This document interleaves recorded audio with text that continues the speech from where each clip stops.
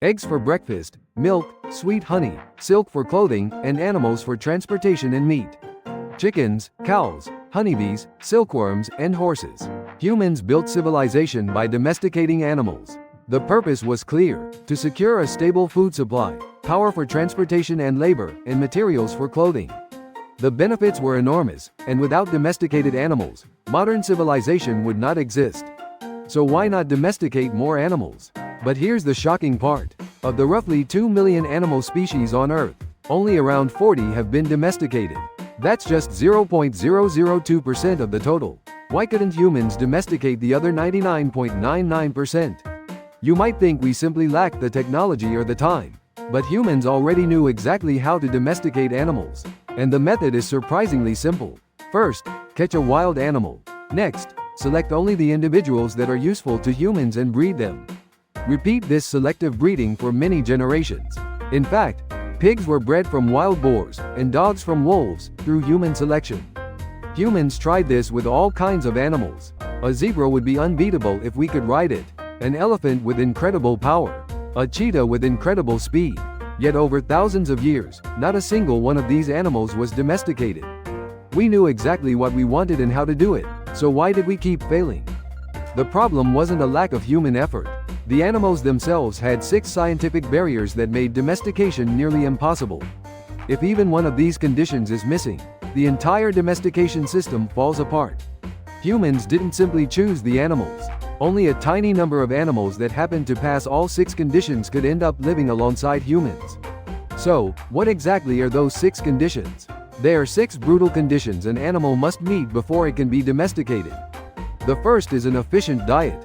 In a food chain, only about 10% of the energy at one level is passed on to the next. To support a 100-kilogram cheetah, you'd need roughly 1,000 kilograms of herbivores below it, and about 10,000 kilograms of plants below them. In other words, keeping a carnivore in an ecosystem requires huge amounts of biological resources beneath it. The energy math simply doesn't work in our favor, so carnivores were ruled out. The second is fast growth. Elephants can become accustomed to humans, but they take about 15 years to reach adulthood.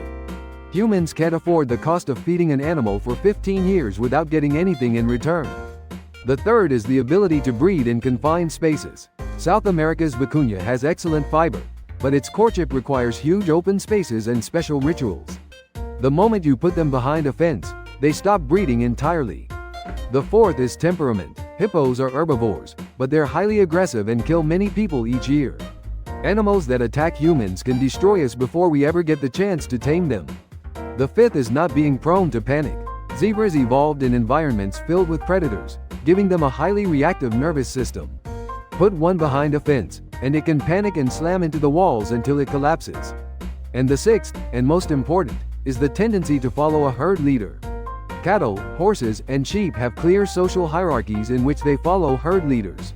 Once humans take that leadership role, they can control the entire herd.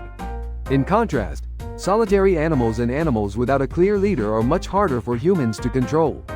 Pigs and chickens that passed all 6 conditions gave up much of their wild wariness and muscle.